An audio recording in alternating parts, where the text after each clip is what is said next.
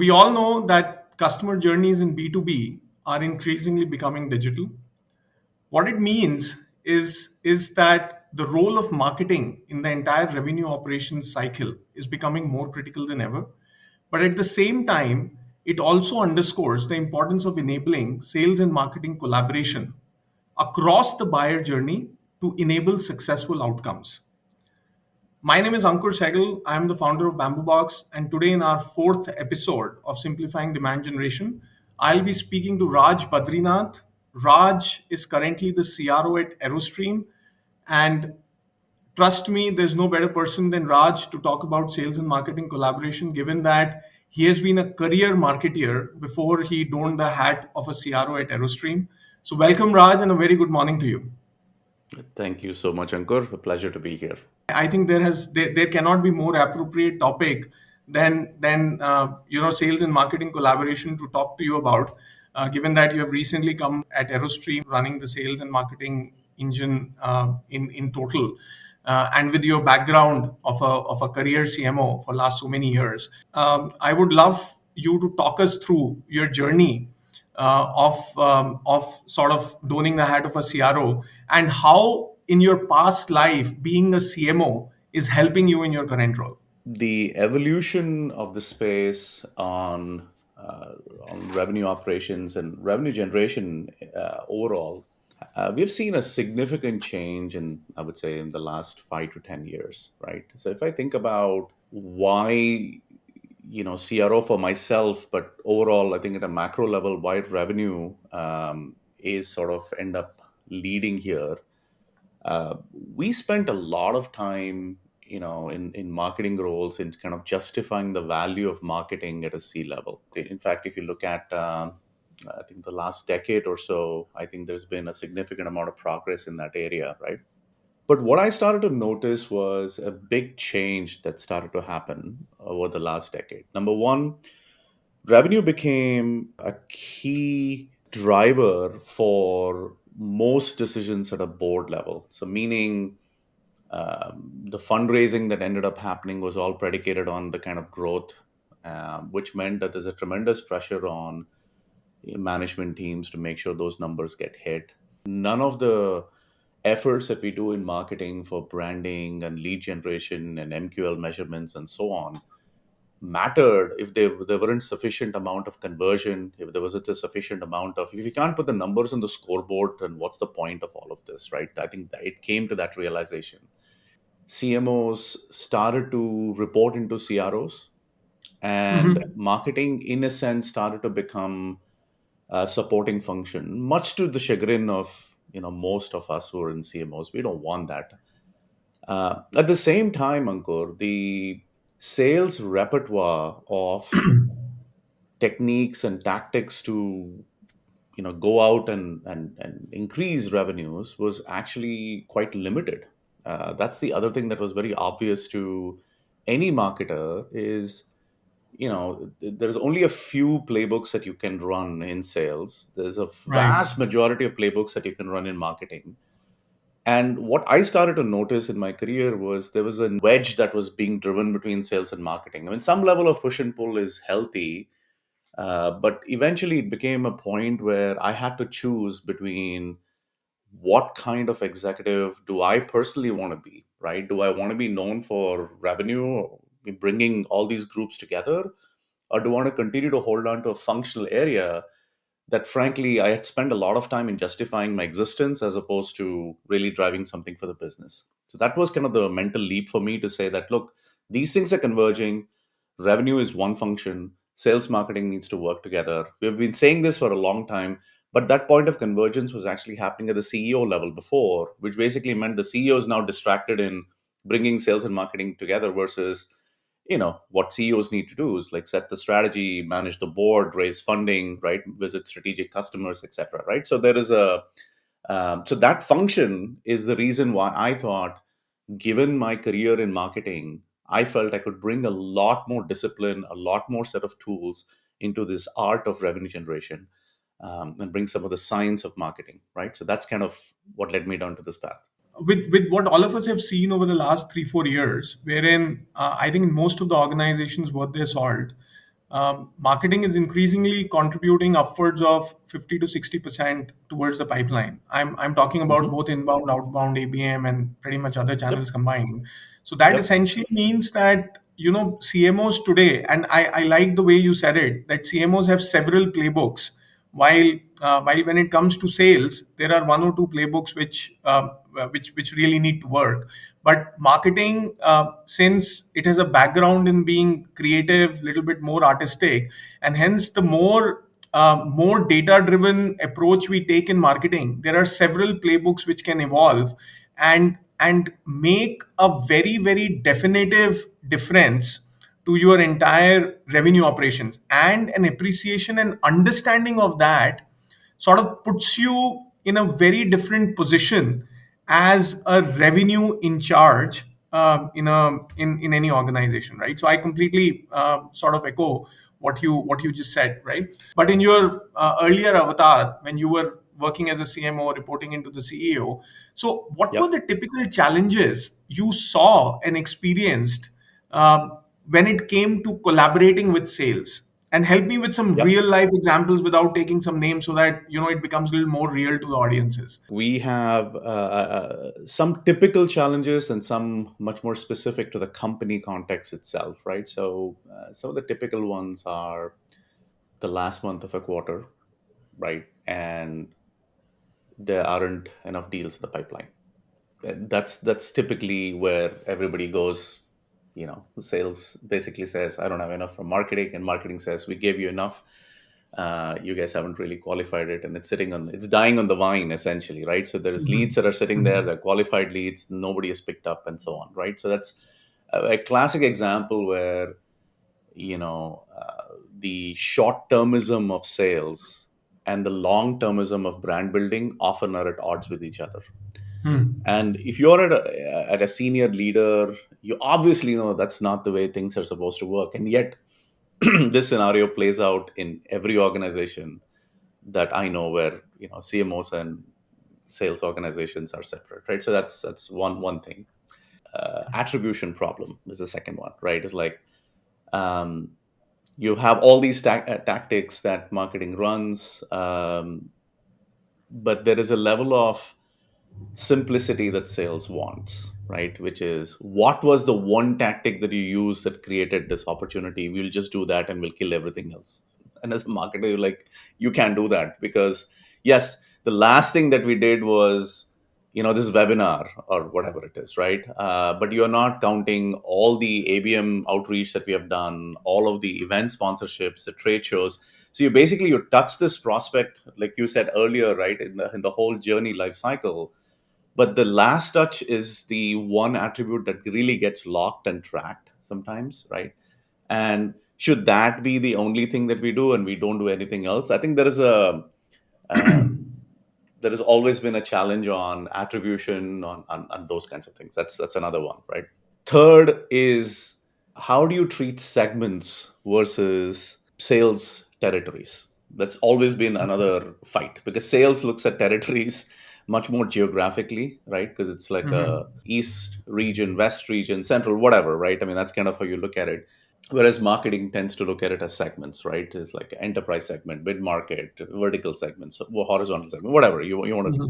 So typically there becomes an intersection, and you need much more bodies like field marketing and people like that to sit at the intersection to help resolve these kinds of things, right? Eventually it comes down to budgets, effectiveness. These things get played out every single time. I mean, we have vanity metrics, we have things that makes marketing look really, really good. And sales has only one metric, is like, it's not the pipeline that we get paid on, right? Sales gets paid on, have you closed this deal, right? So it's a very, so the black and whiteness of sales, in the effort to get marketing to quote unquote perform, results in some unnatural behavior. And this is a Hmm. tension that I've seen all throughout my career right now.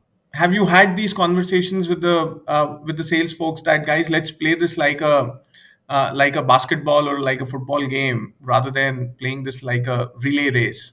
Is that what sort of gets spoken about when it comes to collaboration, or collaboration is the three pieces which you mentioned earlier, which is qualification, attribution, and of course the overall GTM, whether it is segment, geography, Hmm. etc., etc.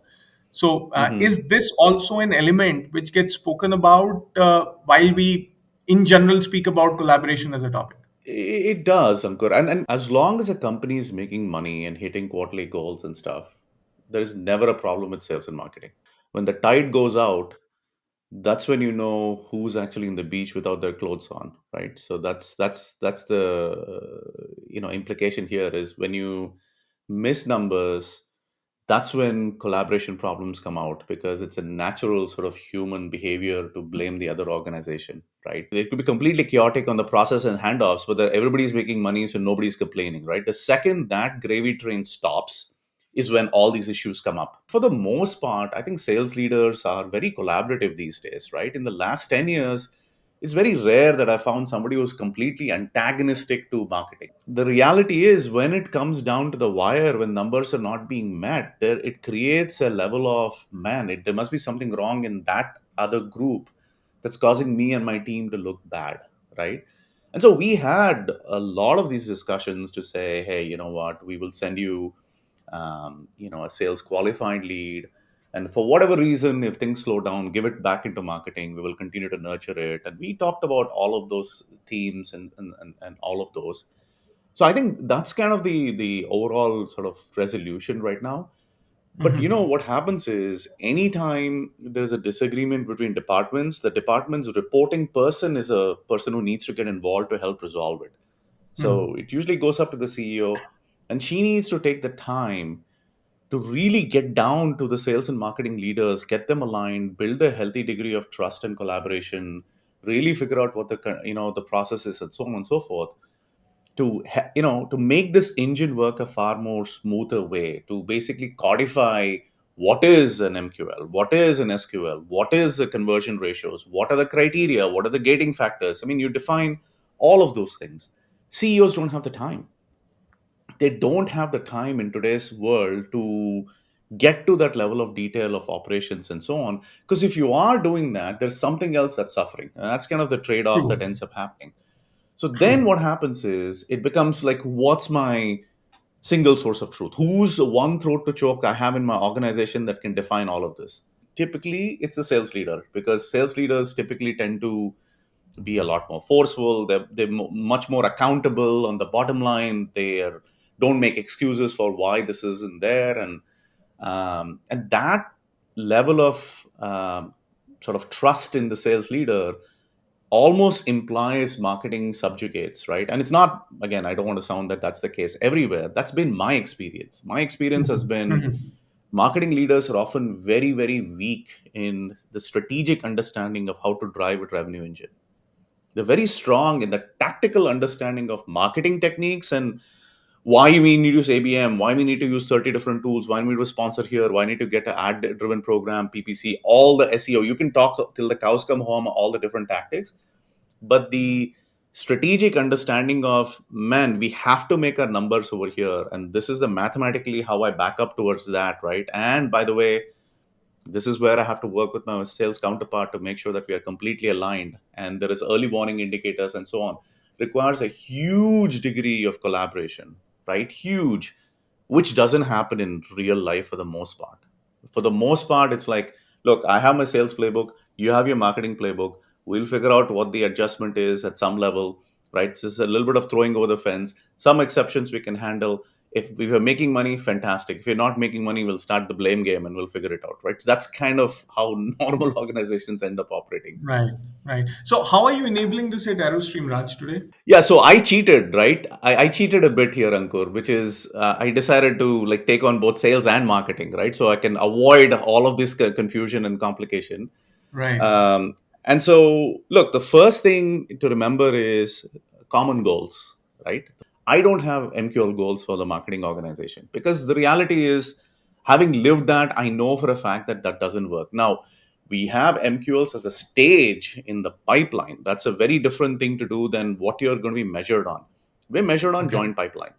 What happens in joint pipeline is it goes one step higher. If you go further upstream, you basically need to have a targeted account strategy. A targeted account strategy works when you are a vertical player like ArrowStream. So just for those who don't know what is ArrowStream, right? ArrowStream is the leader in supply chain visibility for the food service industry. We bring together insights, data, understanding from all parts of the value chain. So you have, restaurant operators. Think about the Yum brands and those guys as an example, who have basically have distributors like Cisco and US Foods who roll trucks into them. PFG, there's a bunch of distributors, and then you have suppliers like P&G. There's a lot of others, Tyson Foods, etc., who supply protein, grains, all of that, right? So the whole idea is that entire value chain, and having visibility of where things are. Am I spending the right amounts, right? Is it contracted, non-contracted? Can we do audits on that spend? So a lot of that, especially supply chain being in the news right now, that's what ArrowStream does. So first thing is, you got to remember that this is a very concentrated, focused industry, right? So True. our go-to-market approach is about targeted accounts, right? So if you have targeted accounts, you have named accounts that we want our sales strategy and marketing strategy to align. It creates a level of clarity that is not found when you do territory-based assignments. So territory-based assignments is all where, think about 10 years ago, why Marketo and HubSpot and tools like that came to pair and why they took off. Because the idea was it was all about a lead. You could have a lead from any organization, right? And typically they had PLG kind of motions where, one lead could actually end up triggering the entire sales process. They could sign up for it, et cetera, right? Or the leads could be qualified and given to a sales organization, depending on whether the enterprise or not. So the whole idea of a lead based structure is what the traditional tools actually did. But coming back to ArrowStream, we basically said, look, named accounts is the way we're going to work. We have complete alignment with who the targets are between sales and marketing, no confusion. Got it. And if you are able to generate a lead against this named account, right, that shows up in the pipeline with a default amount. Why is a default amount? Because we know what the deal sizes are depending on Correct. the Correct. Depending upon size, the the solution area. complexity. Yeah. Hmm.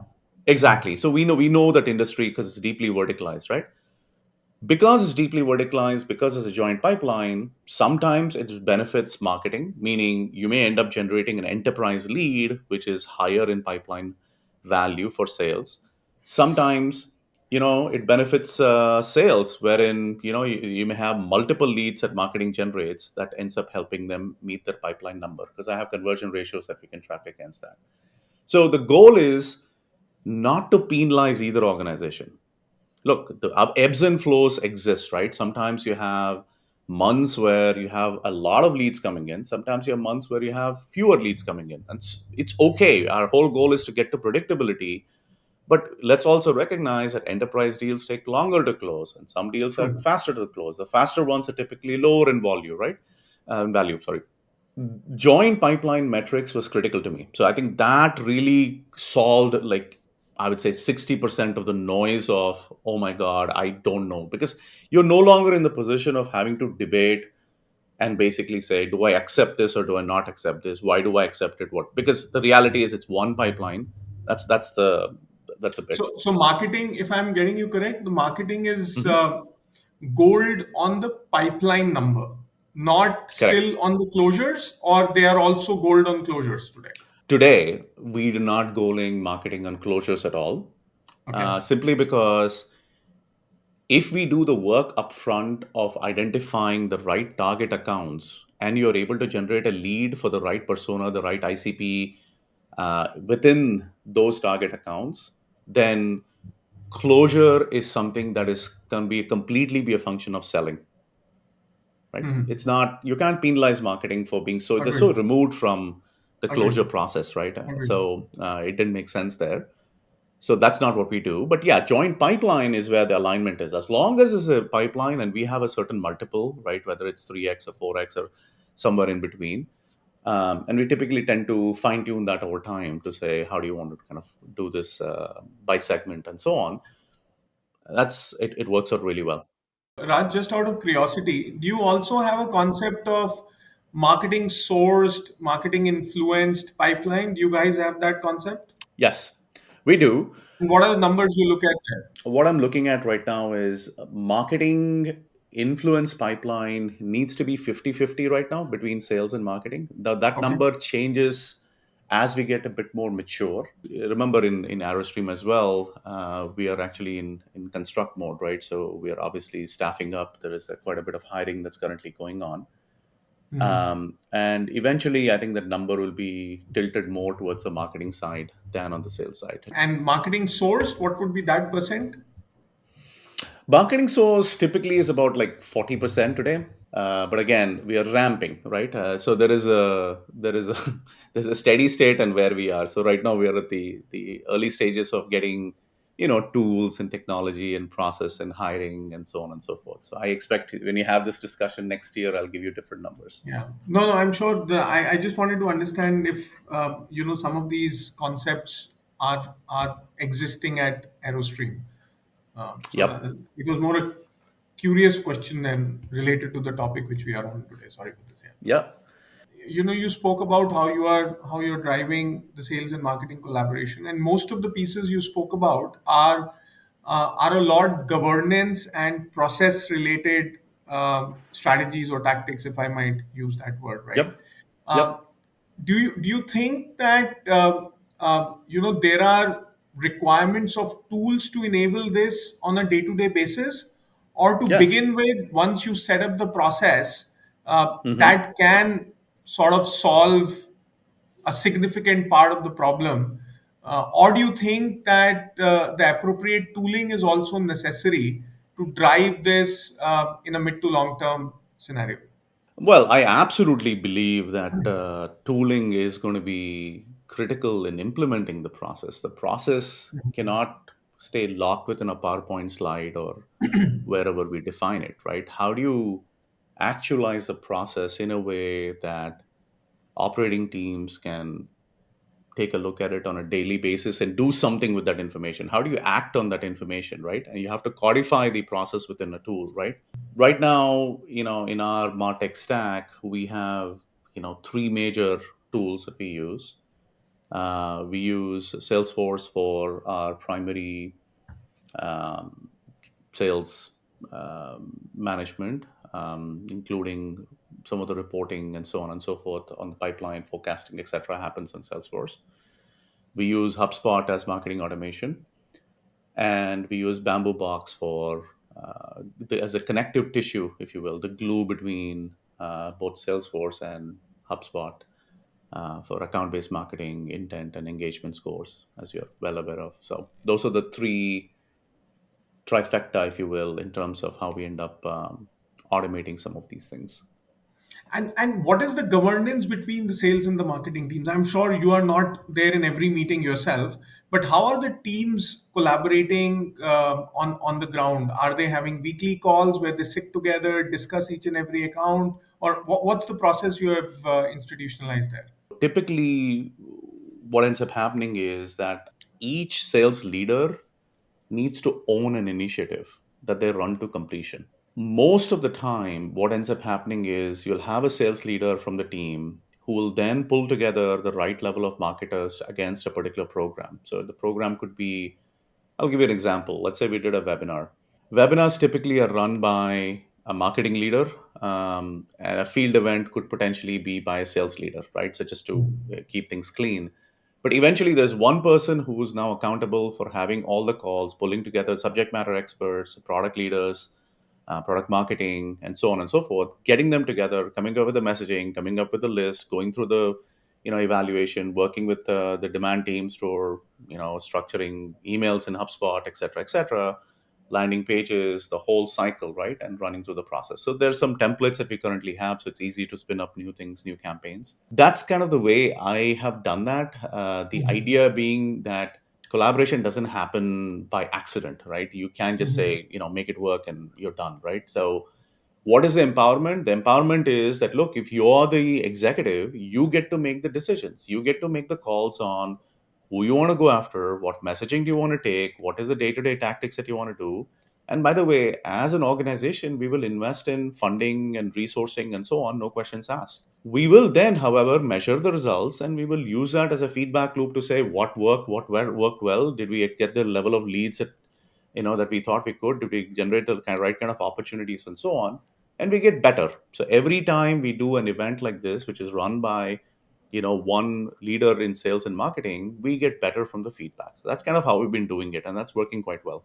And is the collaboration governance different for the new customer acquisition and for penetrating the existing set of accounts or customers which you have? Yes, 100% they're different. I think I was talking about new logo acquisition until this point, right? So, yes, I do have an account management team as well. That requires more of a subtle touch Okay. rather than the classic, let's include marketing and let's them to take lead. So, typically, account managers in at ArrowStream have a really great relationship with our customers, right? So they've been working with them for years, and there's a level of trust that we have been able to generate with our customers over time. So subjecting our customers to the classic sort of marketing approach is obviously not what we want to do, right? So we want to work with our account managers to and take their quote unquote guidance on the ABM strategies that we want to do. So it could typically be a customer appreciation event that we end up doing. It could be a specific set of collateral that we need to create for the account organization. So essentially, account managers become the leads in this whole thing, and they work with marketing on an as needed basis. Of course, we will have working with customer success. We have training programs. We're talking about a whole bunch of other things that we're doing for them that I wouldn't want to reveal right now, but the idea is that marketing, customer success, account management work very closely together, but it's a very different set of strategies than the new logo acquisition. And you have different within the marketing teams. There are different set of individuals who work on the existing customers versus who work on the new acquisition. Today, the marketing team is actually quite small, so there is a level of overlap. But I think over time, as we start to staff up, then you'll start to see much more of a dedicated investment. Today, it's a shared infrastructure right now, Ankur. The collaboration has to happen across three buckets, right? One is in the top and middle of the funnel, which is what I think you spoke about. That having the common goals, which are tied to, say, for example, in your case, to an opportunity, right? That Hmm. opportunity creation has to happen, given that there are absolutely named accounts, 2,000, 3,000 names accounts, which is the market, which is the territory for ArrowStream. So one Yep. collaboration is there, which is very well taken care if you goal both the teams on the same metrics, right? Yep. Now the second unit of collaboration is at an opportunity stage, and third happens when in the farming stage, which is what also you spoke about. Is there a collaboration which happens post something becoming an opportunity between sales and marketing? And how are you today driving that bit? Some opportunities tend to stay in the pipe for a very, very long time, True. especially enterprise deals and so on and so forth. Before, what we used to say is, look, once an opportunity enters the pipeline, stop marketing to them completely. Right? That was an approach that we took before that says, look, it's in the ownership has now transferred to the marketing, I mean, sales organization, so marketing Yes. should not touch it. I don't believe in that anymore because if you have a sales cycle that's greater than 6 months, the possibility of changes within your buyers is so high. Like, for example, we have seen decision makers leave their jobs and go to another jobs, right? And new decision makers come in. Market conditions that change, right? Which ends up creating a different level of urgency and so on and so forth. You have budgetary situations that move all the time. So you have to constantly be touching your prospects, whether you're in a sales cycle or not. So I don't believe in this idea of ownership where the sales guys are going to be, not getting the air cover that they deserve, right? So we do end up touching our customers even within the sales cycles, giving them opportunities for upsell and cross sell too, right? While that is going on, and helping broaden the base of the sales sort of approach and strategy. Meaning, you could be talking to one particular division. It doesn't mean the other divisions should not be aware of what ArrowStream is doing. webinar invitations, field invitations, summit invitations, and so on and so forth. Anything to take late stage prospects and actually get them to engage with the organization. And what we have found is those things work brilliantly well. Now, it's reinforced with the sales organization. So it's not like marketing is going to do their own thing and Yeah, sales you is don't not do that aware. Of course, independently, sales of is course. aware of that. Yeah. Right. So there's something that comes from marketing, and the sales leader will pick that up and basically send them to the prospect to say, hey, you know what, just wanted to make you aware that this is happening. It's another softer touch which is outside of the strategy that I have directly to say, hey, you know what, can you buy from me, right? We want to constantly add value. Like, for example, inflation is at 8.3% in America right now, right? Commodity prices are shooting up through the roof. Commodity pricing is the single biggest determinant in terms of menu pricing and plating and so on and so forth, right?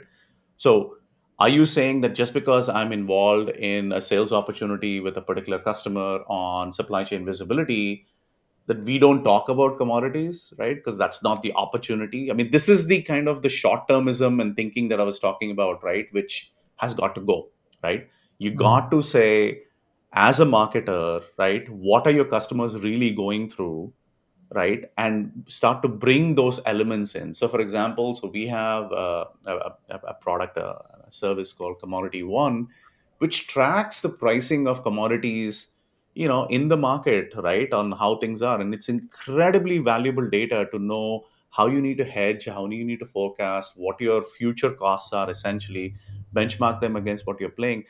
Every cent of movement there has millions of dollars of implications for our customers, right? So we want to make sure that we are educating them about, look, here's what's available, and sales teams are using that in their discussion as well, right? So it's all to create the idea that we are here for you. We are the guys who are care about your industry and your business as much as you do, right? And so how do we do that? So marketing has got to come in and help sales alongside that. So we don't my point to you is that we don't wait until there's no like silence that once is in a sales process, which I've seen happen multiple times.